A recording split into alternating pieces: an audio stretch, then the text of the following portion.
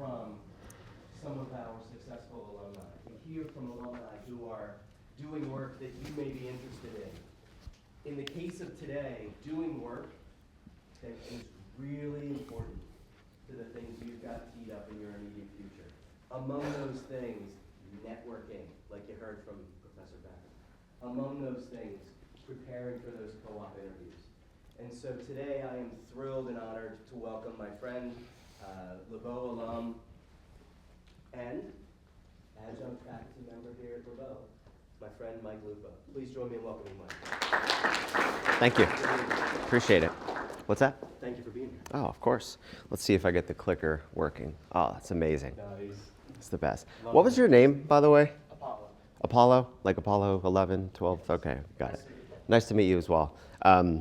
Eventually, I'm going to come back to him because I nearly quote you somewhere in this presentation because your question was excellent for David. And so I want to build off that one single question throughout the whole conversation. So Apollo, I'll come back to you, and that was a really, really good question.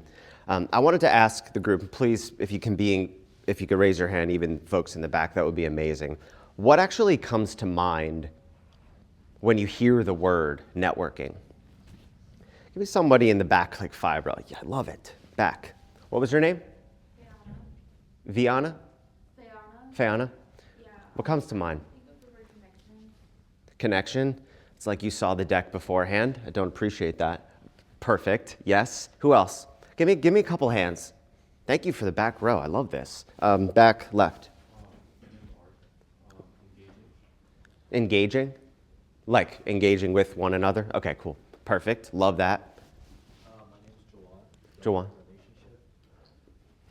Jawan. Again, you saw the title. You cheated. Yes, I love it. Who else? Give me one more. How about right here? I just think of it in terms of job searching. Yeah. But go on, though, about that, because you know we're going to touch on the job stuff. You do it to find people in different companies and try to find common ground, maybe, or try to see if they're a good fit for you. Perfect. I really like these answers. This is great. Here's the real problem, everybody, with the way network is communicated. Nobody really teaches us how to do so. It's no fault of David. You know, we get caught up in conversation. We say, go to the networking event. Networking event tonight. And then you're like, well, what about the how? What do I have to do when I actually get there? Make sure to network with people. The thing is, it's like doing taxes. No one really teaches you how to do taxes, but we got to do it the rest of our life. So we might as well learn. You might be saying, well, networking, why is that a whole lifelong thing? Well, guess how many jobs the average person will hold from graduation, a few years from now, until retirement? Let's get 2 hands. Guess how many jobs on average you guys will have from graduation through someone new. I appreciate your participation very much. Yes. 5. Next to you? 7. All right, I'll take one more. That was quick. 9. 12. Yeah, I saw some eyebrows raise. If you think networking stops after tonight, after that finance event, that fireside, you'd be wrong. If you think networking is going to stop after you get that first full-time job, I did it, the Drexel way, I landed that job, I'm done networking until I retire at 65, you would be wrong. This is going to be something you do forever. And I'm so glad I get to come in here early on, like you guys just got here, to change the way that we look at the traditional mindset around networking and evolve it to some things that may be uncomfortable at first, but ultimately are going to pay the highest dividends over a long period of time. It's primarily talked about like these formal events. It is just minutes ago, right? Suit and tie, got to get ready, got to get my business cards ready to go. And it creates this pressure. It creates this pressure on us to perform, doesn't it? I want to change the mindset from the number of business cards we get to the quality of the connections made.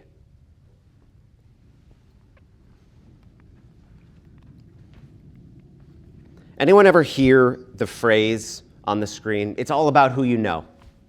Can I get a show of hands? Who has heard that phrase? Someone in the initial rows. You guys have been great in the back. How about the top, like these front rows? What does that mean? One of you guys in the front five. Thanks for sitting up front. What do you think? Like you could be the same skill level as someone else, but if they know who's hiring, then they have the advantage. Yeah. One more. Over here.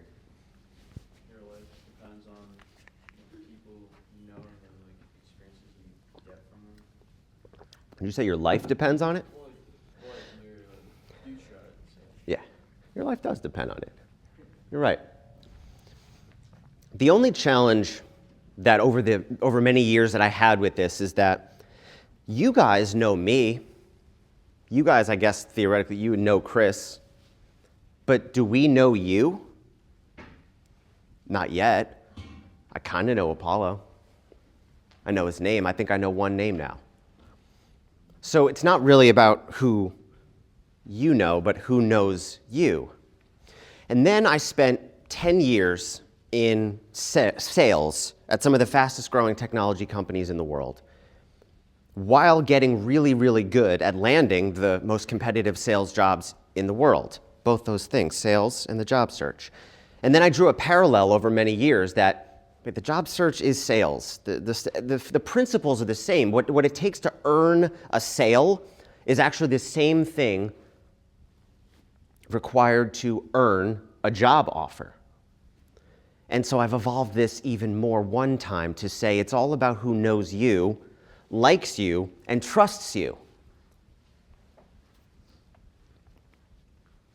I want to talk about why relationships matter so much for landing jobs. By the numbers. First and foremost, let's see. All right, I got my clicker going. Under 2% success. When you apply to jobs with no networking involved whatsoever, you have about a 2% success rate in landing that job. Less than 2%. Yeah, sure, your co-ops give you the job board to apply, and there's a system in place to help you land the job in A round or B round, right? But when you get it to the real world, less than 2%. There's going to be 5 people interviewed for jobs at Meta or something like that. 10,000 applications. You do the math. What are your odds? Pretty low. It's pretty crazy. This is relatively new data that's come out from Greenhouse in particular, that almost 1 in every 5 jobs posted is fraudulent. There's no intent to actually fill the jobs. They're actually posted to show the investors that we're growing. Look at us. We have 50 job listings. But they're not actually going to fill the jobs. Knowing somebody, right, and them knowing you has that much more value when you don't even know what's real and what's not. Half of jobs are filled through referrals. Do you know what a referral is? Does that term ring a bell? Yes, no? Somebody says, I know you, I know him, like him, trust him. He can work here. He'd be an asset to the business. You should hire him. Half of jobs are filled that way. So if 1 in every 2 jobs is filled through referrals, it's who knows you and likes you and trusts you. That's what wins. 70% of jobs are not posted publicly. I know it's crazy to think that 7 out of every 10 jobs that you see online on those job boards, you're really just fighting over the small 30% of jobs actually available. Why? There's various reasons why there's not all too many jobs posted publicly, but it emphasizes the need to build relationships. Am I making sense so far? I know it's a lot of numbers, and we'll go away from the numbers in a moment, but it's important that you settle in on this. The why, I think, is so important. And in general, over 80% of jobs are filled through some form of networking. Can I get anyone's takeaway from this slide, or biggest surprise, or way that they might change their behaviors as a result of learning some of these numbers? Can I get a hand or two? Well, I actually watched the documentary today, and it's actually 30% of the jobs that are posted are paid. So, yeah, that actually amazes a lot. Incredible. Yeah, the report that I saw was between 18 and 22, hence the 20. But if he's right, this is insane. 1 in every 3 jobs almost is not going to be, it's not real. So knowing me, me knowing you, and me liking you and trusting you, that's so, so important. Fair to ask, how do I become more likable and trustworthy? I want to talk about the 2 mindsets of networking, starting with the traditional one, where most people live here. I'd say 90% plus live here. What can I get from this conversation? Let me tell you about me. How quickly can this conversation benefit me? I Google imaged a networking event just to grab an image. And the first one that came up was the one that is the antithesis of everything that I'm talking about today. Speed networking, fast, 1 minute in, 1 minute out. All right, transactional. Like, what is this, the 7-Eleven? Grabbing a Gatorade, you're in and out? No, this is about landing amazing and competitive jobs. It doesn't happen overnight. Meet new clients. How do you know that they're your clients? How do you know that they're your clients? Any vegetarians or vegans in the room? There's one? I don't believe you guys. Everyone's, okay, a couple. What's your name? What is it? Krish? So we're meeting at a network event, Krish, right? I just want to say it. We're meeting at a network event, and I say, hey, Krish, how you doing? I own a strip of steakhouses in Philadelphia. You got to try the ribeye and the strip steak. A minute later, he says, I don't eat ribeye.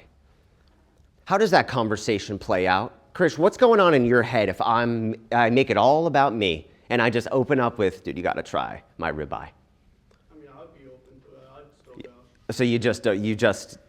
So okay, perfect. This is an excellent example. He's like, I would crush it. Well, anyone wouldn't actually eat meat. Maybe I need, for the next class, I need to actually ask, do you eat meat? Did anyone not eat meat? Awesome. I should have picked on you. So how do you feel if I assume something and I'm like, you got to try my ribeye? How do you feel about that conversation?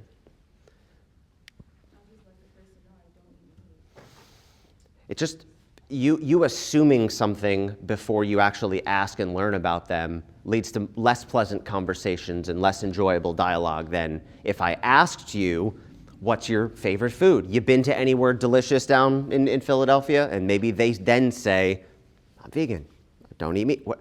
And now I know maybe not to mention or promote my business and meet new clients, right? It's not about you all the time. It's about the other person. And I know that this is an interesting and different kind of mindset, but I do want you to think about this a lot more. So I want to promote today sort of a relationship building mindset where we switch the me to what can I learn from this conversation? What can I give or share with this other person? Long-term relationships are greater than short-term transactions. The reality is, once you change your mindset to one of service for other people, you actually end up receiving more than you could ever imagine in long-term relationships and job opportunities. Before I move on, I want to pause for any thoughts or any questions, any reflections. What's going on in your head? So let's say you do go to a networking event. How do you turn a short-term transaction into a long-term relationship? Everything that we're going to talk about today and for the next number of slides, I even have a disclaimer side about the short term, because I knew that question was coming. And everything that is to come actually does apply to shorter term and long term. So I promise I'll keep on coming back to that, all right? For me, I think this is a slide everybody should have either a photo of, or you should have the contents of the right side of the slide written down. Because it really is it's a dramatic shift, and a really special one that I think highlights where the future of work is headed. Absolutely. We'll send this out, right? Awesome. Anyone else have a takeaway? And that is a great question. Everything applies to short term. Yes? What would you say is the best way to open a conversation in an area like this to make it more of a long-term relationship rather than just a transaction? What do you think? You and me just met, and it's just me and you in the room. Asking about Trump, asking about you. Okay, next slide. Because you aced it. And that's where I'm going with this. Great question. I want to tell a quick story about a Drexel professor, my favorite. Really, really admired him. It was freshman year, took his class, loved the class, the best class ever. Got to know him, met him beforehand, asked him questions after. He was just one of those people that you want to be around, you want to learn from, you want to grow from. Even, yes, as an 18-year-old, looked up to him. And so I asked myself, how could I ever possibly help him or add any value to his world? Because I'm just learning, all I'm doing is just learning from him. After freshman year, I learned of a work study that opened up in his office. So I hopped on it, and I was able to land a work study in that professor's office. I got to be around him more, but I actually felt like I was helping him a little bit. I was working for him, 10, 15 hours a week, got a chance to be around him, got a chance to ask him questions while I felt kind of good because I was giving to him as much as he certainly kept on giving to me. Years went on. I tried to stay in contact with him. Networking, guys, is not just at events. It's things like, happy holidays, I'll talk to you soon. It's, how have you been? It's, you want to grab a coffee at Saxby's? We haven't caught up in a little while. It's not always just, give me a job, right? It's not about just transactions. It could be those small things. So I kept the connection as warm as I could over the long period of time, and eventually graduated, 2015, from here. First 2 jobs out of college, I was unexpectedly let go.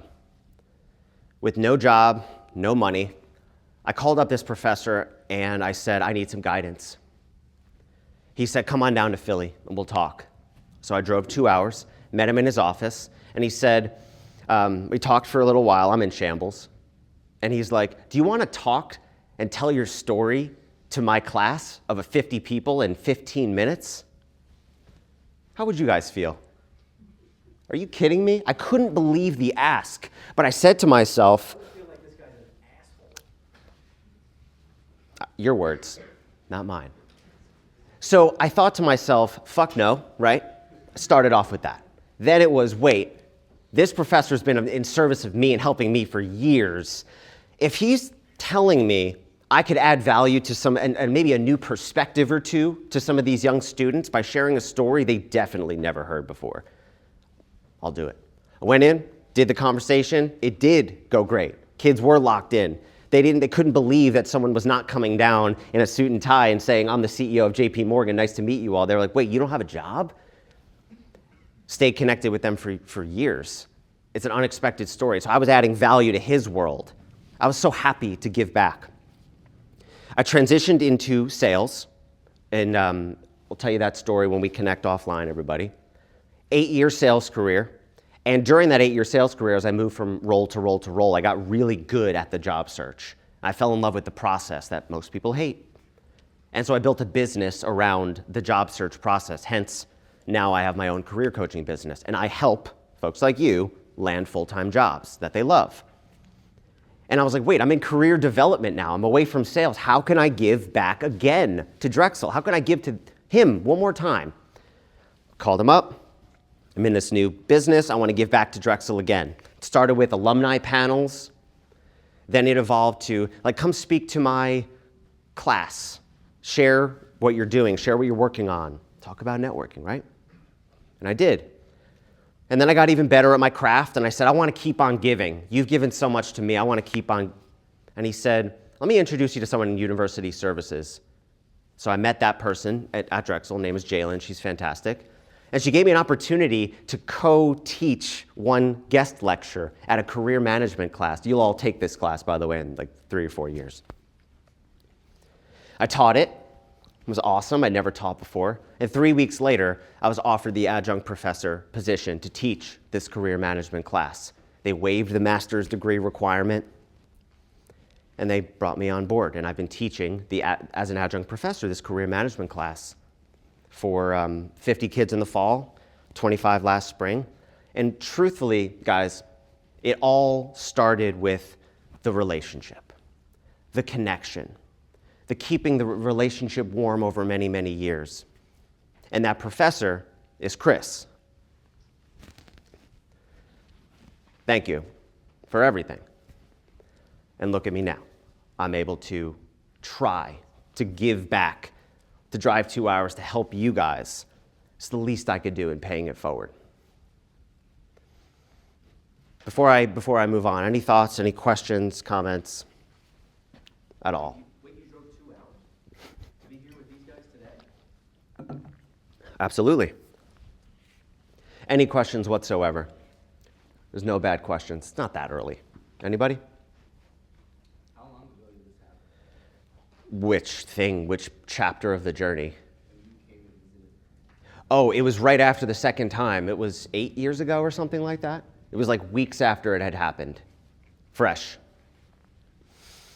Went in for guidance, and now I'm doing a keynote about my crazy experience. The reality is, guys, is you have a 5-year runway to learn and practice this lifelong skill. How could I possibly know how I can learn or share or help or add value to the other person I just met?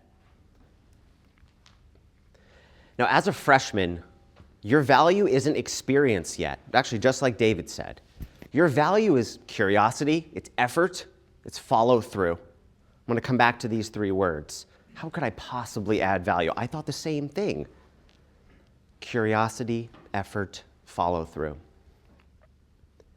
Guys, what does curiosity sound like? Let me get a couple of hands. I love the back row being the most active. Yes. What kind of questions? More in depth. Fantastic. Excellent. One more. What does curiosity sound like? Even if it sounds a little bit like his answer, which was on the money. Being eager to develop yourself in new ways. One more. Asking questions about things you don't know, like don't ask rhetorical questions. Definitely. Definitely. So I want to talk to you about 2 forms of questions. And I'm so glad that he came, David came, because I think you can practice these things. It's going to feel a little uncomfortable, and then it won't. It'll feel a little uncomfortable, and then you're like, wait a sec, I just got a job offer because I built this relationship from some of the stuff I learned in that class. It's going to work like that. And it comes down to closed versus open-ended questions. Has anyone ever heard, or can anyone guess what a closed-ended question versus an open-ended question is? Apollo? I believe like a closed-ended conversation or question is something when there's nothing to expand on from your conversation. Yeah. Open-ended can almost be unlimited. Everyone hear that? Even you guys in the corner? And closed-ended just shuts down the conversation. So I wanted to give you examples. What does that sound like in practice? Using a few different relevant audiences to your college career. Starting off with peers. Could be you guys all as classmates, new friends. You're definitely still making friends. You guys just got here. Fraternity brothers, whatever it might be. Close-ended question. Hey, are you a 4 or a 5-year? 5. The conversation's over. Great. He's a 5-year. Now what? It's boring. I'm not that likable. I don't think. That's it. How's class been so far? You good? Let's contrast that with open-ended questions, which oftentimes start with what or why or how, things like that, instead of yielding a yes-no answer. I have to come in because I can't see. What are you excited to learn this year? How'd you decide on a finance major? Maybe David would have asked the 100 kids that are in the room that are finance majors. How did you decide on your finance major? Now you're telling a story.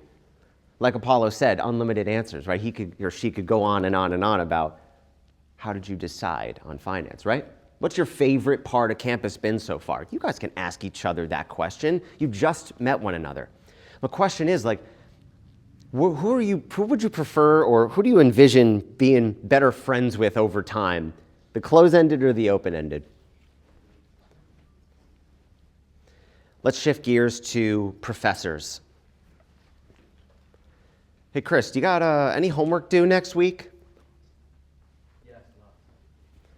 Conversation's over. Am I making a connection with Chris, like whatsoever? Where's the syllabus? It's on Blackboard. Conversation's over. He's fucking bored, right? He's on to the next thing. What keeps you going, Chris, teaching at Drexel for 2 decades? If you actually ask him that question, you'd be fascinated and you'd know why. I loved building a relationship with him. Which question leads to a stronger letter of recommendation, right? Or a referral to someone that he knows. He knows hundreds and hundreds and hundreds of alumni. Which set of questions is going to have him saying, man, you're someone worth working with. I'm going to refer you to this guy I know at JP Morgan. He's the VP now. He graduated when I was around. Am I making sense, everybody? How good questions yield better conversations yield better connections over time equals the potential for job opportunities. Do you see that? Was that transitive property? Do you see how I'm going from A to Z here? If anyone is like, I don't know what the heck you're talking about, this doesn't make any sense, I don't care, you can raise your hand. We're all on the same team here. Oh, you were taking a picture, Chris? All right, I'll wait. I'm an alumni, and I hid I put a blue box over alumni. I want you guys to ask me an open-ended question. Apollo, I know you got this. I know you got this, but I want to hear from someone else. I bet you have a dozen up your sleeve, and I appreciate that about you. Someone who hasn't spoken. Think about, let's just practice. Someone in the middle, because the front and the back have crushed it, but the middle. Yes. When you spoke to Chris's class after you had lost the jobs, what message did you give them? Mm-hmm. Yeah, it was just overall the story. It was I didn't intend it to being a hook, right? But once you share the story like that, they're like, whoa. And trust in the skills that you built at Drexel to keep you going. Trust that your experience that Drexel has as the competitive advantage over other schools will help you land a job even if you're in a shitty situation. I think that's about what I said. And then 8 weeks later, I made a successful pivot into sales. So I did trust the process. It was hard for me to trust the process, but that question has me thinking. It has me reflecting. I like her a lot more. What's your name? Abby. Abby? Awesome. I want to help her now. She asked me a great question, and I feel really good about it. I know you guys are coming up on your first co-ops not that long from now, so I wanted to give you some examples that hopefully when you steal this deck, you will use, because I can't see my handwriting from that far away. I'm going to sort of turn around. And is your company currently hiring co-ops? You're at a networking event. You do this tonight. This is great. Let's play this out. Do co-ops work on-site or remote? And then Abby comes in. I know you're going to do this. Abby comes in and says, actually, no, this was it. Apollo, this was the one. Of the co-ops you eventually hired full-time after graduation, what qualities did those people possess? Didn't you ask something similar? My ears rang when he said that, because there will be most people, could be in this room, but definitely outside of Drexel, will mostly be asking the top one. Is there a recruiter I could connect with? I need job. And then Abby comes in and says, you know what, I read your latest company report on AI in 2026. What stuck out to me was how much you emphasize the human oversight alongside automation. How do you see that evolving as AI agents become more and more prevalent? Which conversation, close or open, is more impressive? Which conversation makes that employer say, oh shit, that was a really good question. Congratulations, Abby, you're hired. Nice job. Am I making sense? How deep research and giving a shit about the person that you're talking to and making it about them and not about you can actually lead to deeper connections? I want to work with everyone who's raised their hand today. I want to work with you all because you went to Drexel. But the great questions that were asked, and what Abby asked, I'm forming an actual connection with her. I want to work with her long term. Did you have yes? If you receive a closed-ended question, how do you answer a closed-ended question by turning it into something more open-ended? Well, are you the recipient of the Like if I'm answering a question, like you asked me a question and it was more closed-ended, how can I answer it by turning it into something more of a conversation? Wait, give me a situation. Give me a question. So like, yeah, let's say you come to, or I come to you asking, is your company currently hiring co-ops? And I say yes. Let's play this out. I say yes. Yes, but then how can I turn it into more of an open-ended? Like, is there a way for me, let's say I receive a question from someone who's also like, I'm trying to network, and then they ask me a question back, but it doesn't really lead to anyone. How can I turn that answer into something with more value? Yeah, yes or no, and then comma, and you ask a question. Does that make sense? No, yeah, totally. What's that? No, yeah. Okay, awesome. Do you want to pause for a moment? Yeah, we should. Okay. So why don't you guys open up Blackboard and jump into the quiz for today. So if you jump into Blackboard and go to week 2, the quiz for this week, the answer is lease. Lease. I need to sign a new apartment. Lease. The word for today is lease. Lease. And again, you can do that in the week 2 attendance quiz folder in 102A. So the word is lease. Lease. Cool.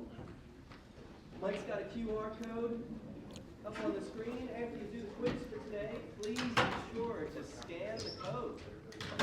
Hey guys, I know you're wrapping up. I just wanted to put this on the board. I made a Google Sheet. You'll probably be prompted to download the Google Sheets app. It's just Excel for the cloud. I put first name, last name, LinkedIn, and I want every one of you to throw in your information into that sheet. By the end of today, likely by the end of this week, there's going to be about 300 students.